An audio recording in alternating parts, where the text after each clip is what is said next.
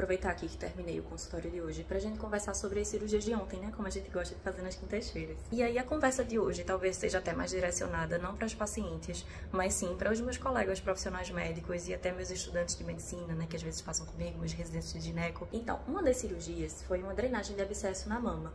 A gente já conversou aqui sobre o abscesso, né? Que é aquela coleção de pus, aquele acúmulo de pus localizado dentro da mama. Esse abscesso, ele costuma ser mais comum naquelas pacientes que estão amamentando, né?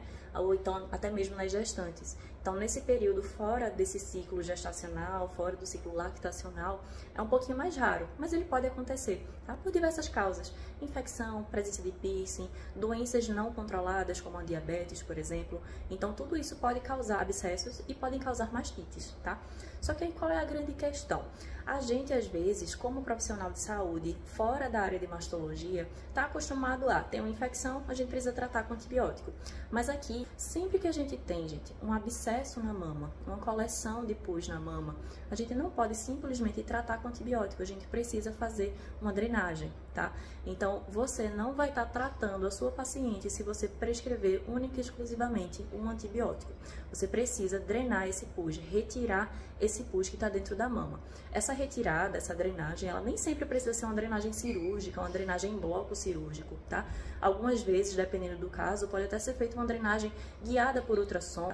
Então, o alerta é justamente por isso. Por quê? A cirurgia de ontem foi de uma paciente que estava rodando há semanas, em urgências, em busca de um tratamento, tá?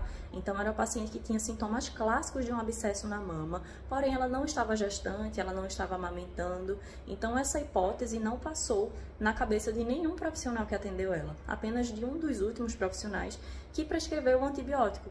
Mas no caso dela, ele não drenou. Então, essa paciente foi para uma segunda opinião, né? Para o Carol, mastologista que opera junto com a gente, na nossa equipe, tá?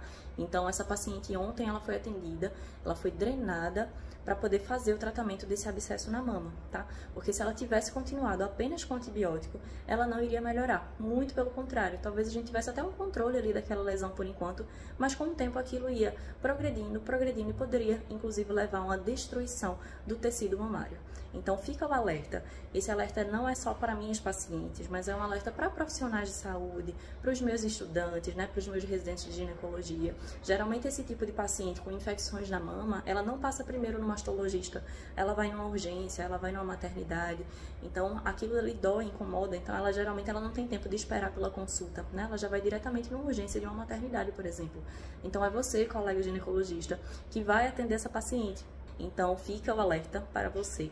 Não prescreva apenas antibiótico. Investigue, veja se ela tem um abscesso na mama. E se ela tiver, drene esse abscesso. Não sabe drenar? Peça ao colega mastologista para drenar, encaminha para o mastologista. Mas o que não pode é deixar essa paciente sem tratamento.